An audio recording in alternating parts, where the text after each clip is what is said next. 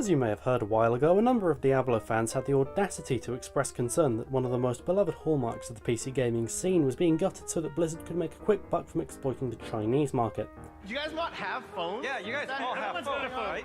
Shockingly, the vague knee-jerk promise of more substantial Diablo projects on the horizon didn't sate people who'd paid good money to attend a PC gaming convention only for a reskinned mobile game to be the highlight. The great irony, of course, is that simply saying the words Diablo 4 would have prevented any and all blowback and may have actually left people excited for the new mobile Diablo game. So, with this in mind, I launched into Path of Exile, a game many hail as the true successor to Diablo. The game opens with a statue being rather dissatisfied with a group of heavily armed, power-posing weirdos who don't even have the common decency to face the angry statue. This group of 6 represents the available classes who are to be shipped to the land of Rayclast on account of the fact that they're no good or something. Respectively, we have... Hey, shut up, I'm talking. We have Conan the construction worker, it's not a phase mum, some guy who just wandered in, could use a bath, no seriously it's not a phase mum, and an old man with a magical club. Which, if I know my RPGs, means he's by far and away the best one, but only after about 3,000 hours. I chose the one I could relate to the most, that being a generic man in a red shirt. My soon-to-be mighty warrior needed a name befitting one of his stature, so I named him Rodney. But alas!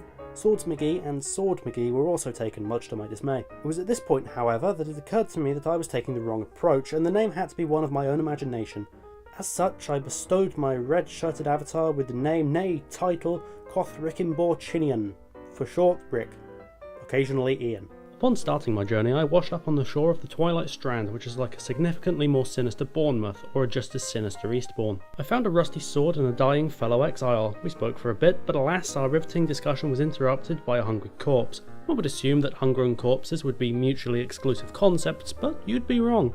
My fallen adversary dropped the ability Double Strike, which I promptly bolted to my sword, thus significantly increasing my ability to commit murders, presumably by double. For obvious reasons, this came as a boon due in no small part to the local infestation of zombies and crabs. Before too long, my stabbings had been rewarded with a plate vest, which, I had very little doubt, would prevent similar stabbings being committed upon yours truly. It wasn't long before an iron helmet adorned my person as well, as though I were a hyper-violent hermit crab. Eventually I found myself nearing the end of the tutorial section, as I found myself faced with a large man named Hillock, who the user interface was rather enthusiastic for me to kill. We punched for a bit, which ultimately rendered me a level 2 and him a corpse. I entered the leveling menu to choose a skill to level up, and was pleasantly surprised by the simplicity of the skill tree. It was presented in such a way that it was visually appealing but also easy and oh god. The Sistine Chapel wishes its ceiling was this elaborate. As I came to the game's first hub world, I noticed how politically savvy the in-game chat was. Rationale and respect flowed like wine from everyone who contributed to the discussion. We need to vote in 2020 to make sure that no one like AOC ever gets voted into government again. Know what a douche is. Woke. Stop pushing your oppression Olympic agenda. Fucking libtard. Every social movement in the past was told their objectives were silly, funny. It just proves you are a douche. Now please, fall down. He's gonna say the N-word. Huge threat of socialism. Confronting these intellectual titans left me feeling positively humbled for my lack of nuance and study on matters political, so I turned off the chat. And I never turned it back on. On my travels, I met a man named Bestel, who gave me a quest to go upshore and find a medicine chest. As a reward for killing the sizable fellow from earlier, I was offered one of 3 doohickeys to increase my killing power. I decided on an ability that let me set people on fire, primarily because it was the most self-explanatory one. At last, my quest began in earnest. I made my way to the imaginatively titled coast, yet no sooner had I begun than I encountered a fellow by the name of June, who purported to be waging a war against a local nefarious syndicate. Being the obliging sort, I decided to give her a hand. Cannibals roam the shores here. And so I soldiered up the coast, accosting local crustaceans as a warm-up for my inevitable confrontation with cannibals and gangsters. Unfortunately, once I came face to face with my first set of cannibals, I was swiftly set on fire and died. Still, my spirits weren't going to be lowered by an inconvenience as trivial as death, so I marched right back there to show those cannibals what for. I had to wonder, however, why these people felt the need to resort to cannibalism when surrounded by a seemingly endless supply of wholesome gigantic crabs. Now, I'm no fan of either, but faced with the two meats, crab wins out almost every time. At last, I'd made it to the Syndicate's hideout, although the term hideout seemed a little generous to me, as I don't know that a hut on a beach 1 minute walk away from town really counts as hiding. Well, whatever the case, my new best friend June showed up and helped me punch these ne'er-do-wells into submission. In the end, victory was ours, but mostly mine, and the syndicate leader was defeated. Speaking to June presented me with this menu. The game didn't do a good job at explaining what any of it meant, but, well, it's quite nice to look at, I suppose. Understanding how they interrelate will help us paint a picture of the rest of the organization. I sent Guff off to be interrogated, which the game helpfully informed me would be completed in 3 turns. Again, I hadn't a clue what this meant as the game hadn't bothered explaining it, but I didn't mind as the quest was now completed. By this point I felt I'd really gotten the hang of the game and could with absolute confidence call myself one of its finest, most skilled players. With this in mind, I triumphantly returned to the quest to retrieve the medicine cabinet. I approached the tidal island, which was really more of a peninsula, and readied myself for combat. But it was getting a bit late, so I thought I'd do it later.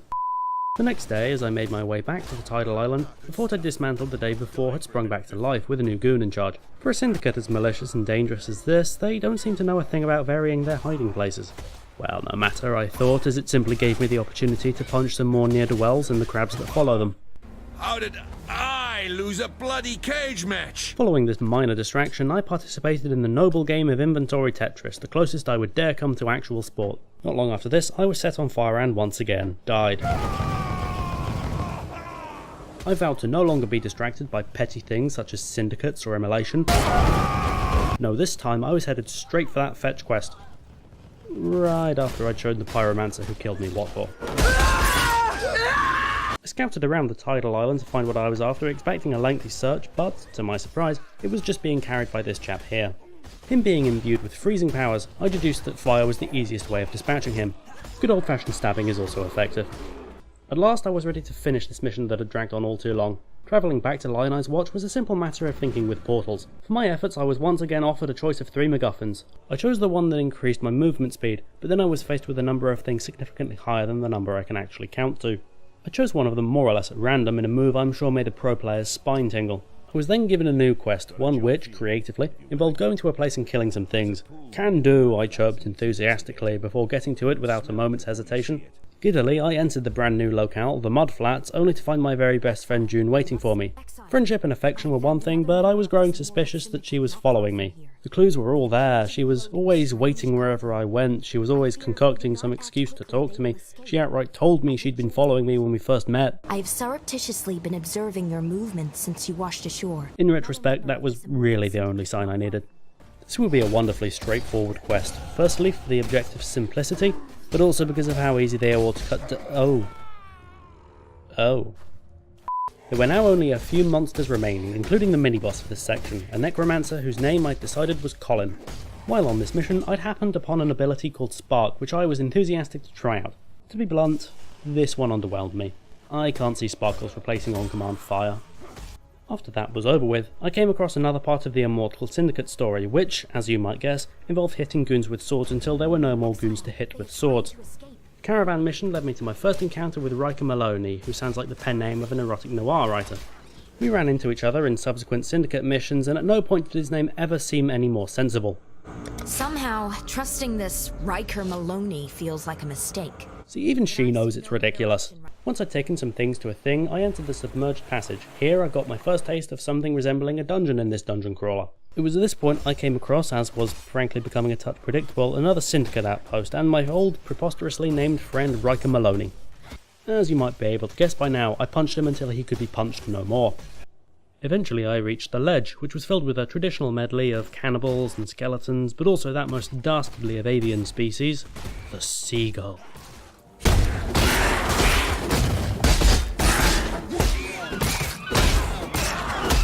Not long had I mulched my way through it before I made my way to the climb. I felt it warranted serious investigation as to who was in charge of naming the districts of Rayclast in such an ominous way. Just because you've been exiled to a cursed island full of cannibals, it doesn't mean you can't try to make the place a little more pleasant. The first thing that struck me about the climb was that the bone wheels from Dark Souls had transferred in. However, despite an initial rush of post-traumatic panic, they proved incredibly easy to defeat compared to their Japanese-developed counterparts. Then again, most things are. Well, no matter, because I'd met a new adversary in this region, the Goatmen. In case it's a little difficult to figure out, Goatmen are men who are also goats.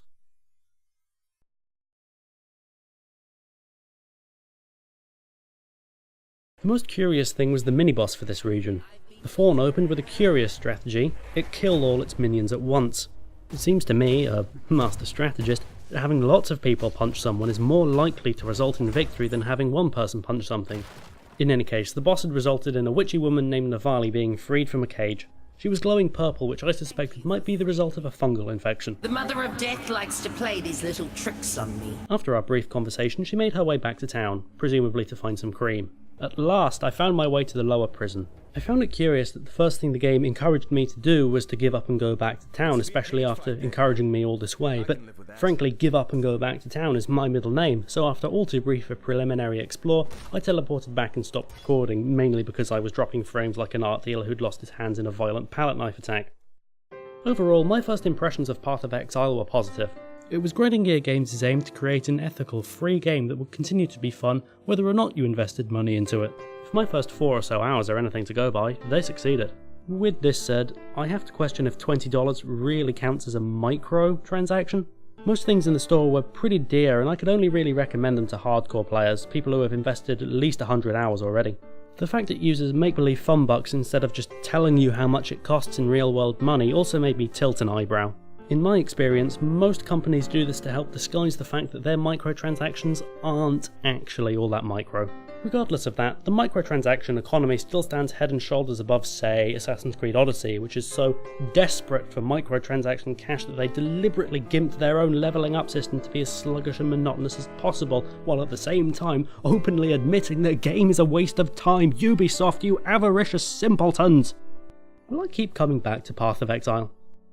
Well, to tell you the truth, I got really into The Binding of Isaac right after I recorded all that footage, so nah.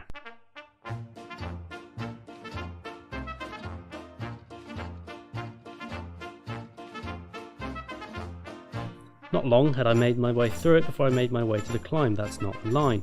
That rhymed. So did that. That did not.